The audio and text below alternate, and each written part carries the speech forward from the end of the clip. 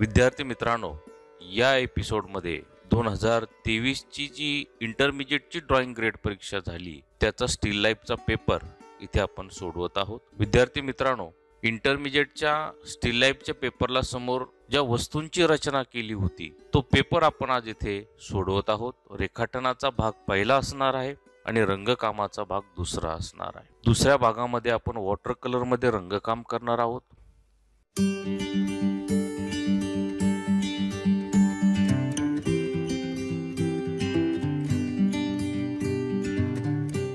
विद्यार्थी मित्रांनो, art master गोरे चित्रकला परीक्षा मार्गदर्शक या नावाने मी एक पुस्तक तयार केलेलं आहे आणि या पुस्तकामध्ये तुम्हाला 2023च्या सर्व प्रश्नपत्रिका सोडवलेल्या तिथे तुम्हाला पाहायला मिळणार आहे. जो घटक तुम्ही अभ्यासत आहात त्या घटका शेजारी QR कोड असणार आहे आणि तो QR कोड स्कॅन करून आपण त्या घटकाचा व्हिडिओ पाहू शकता. विद्यार्थी मित्रांनो, आपण जर या चॅनलवर नवीन असाल तर हे चॅनल आजच सबस्क्राईब करा, शेजारील बेल आयकॉनला ऑल क्लिक करा, व्हिडिओ आवडल्यास लाईक करा आणि शेअरही करा. चला तर मग सुरुवात करूया. सुरुवातीला पेपरला आपल्याला बाजूने बॉर्डर करायची आहे. ही जी बॉर्डर आहे ती करत असताना इथे पट्टी वापरायची नाही. स्थिर चित्र आणि स्मरण चित्र या दोन विषयामध्ये तांत्रिक साधनाचा उपयोग करायचा नाही.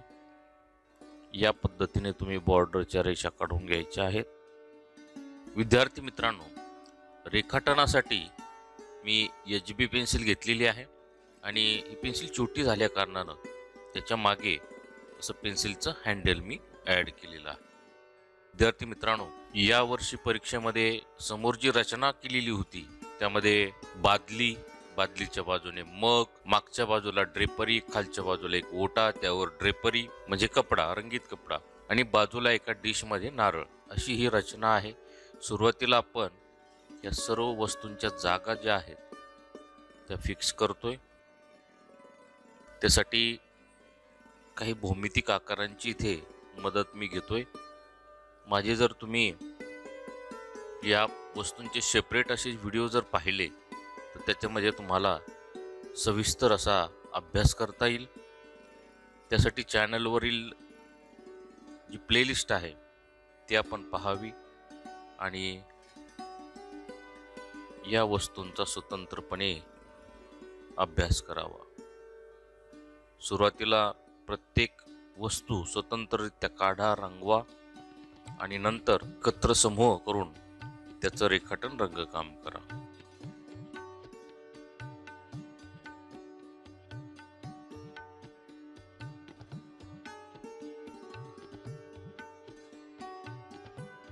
चॅनलवर बादली, मग, स्पेशल ड्रेपरी, फक्त ड्रेपरी, ओटा, त्यानंतर डिश, स्पेशली नारळ, या प्रत्येक वस्तूंचे स्वतंत्ररित्या रेखाटन आणि रंगकामाचे व्हिडिओ अवेलेबल आहेत. ते पहा आणि सराव करा.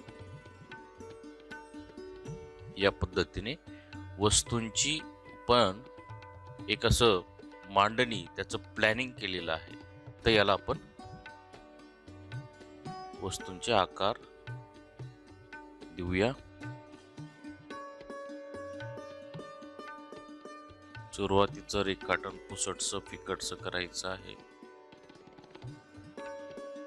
विद्यार्थी मित्रांनो, स्थिर चित्राची कमीत कमी तुम्हाला 5 ते 6 चित्र काढावी लागतील. त्यावेळेस तुमच्या लक्षात येईल की आपलं सुरुवातीचं चित्र कसं होतं आणि नंतरची चित्र कशी डेव्हलप होत गेली. म्हणजेच प्रॅक्टिस तुम्ही जितकी कराल तितकं तुम्ही त्या चित्रामध्ये पारंगत व्हाल, डेव्हलप व्हाल.